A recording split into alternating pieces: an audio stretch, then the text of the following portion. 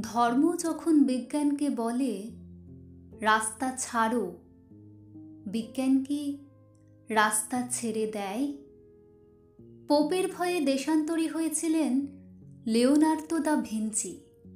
সারাদিন একটা অন্ধকার ঘরের মধ্যে পায়চারি করতেন গ্যালিলিও গ্যালিলেই।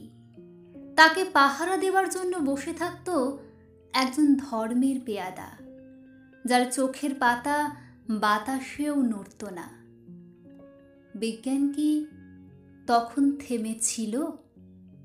তীর্থের পাণ্ডাদের হৈ হৈ, তাদের লাল চোখ কি পেরেছিল পৃথিবীকে বেঞ্চের উপর দাঁড় করিয়ে সূর্যকে তার চারদিকে ওঠবোস করাতে?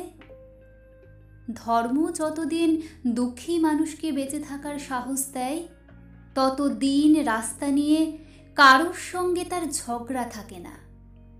রাস্তা কারো একার নয়, বরং তাকেই একদিন রাস্তা ছাড়তে হয়, যার স্পর্ধা আকাশ ছুঁয়ে যায়।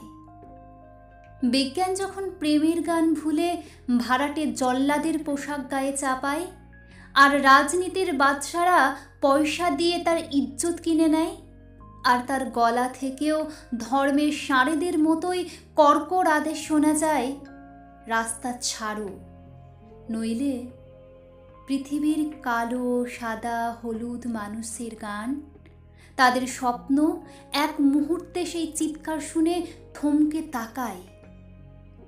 তারপর যার যেদিকে রাস্তা, সেদিকে মুখ করেই তারা সামনে, আরও সামনের দিকে এগিয়ে যায়।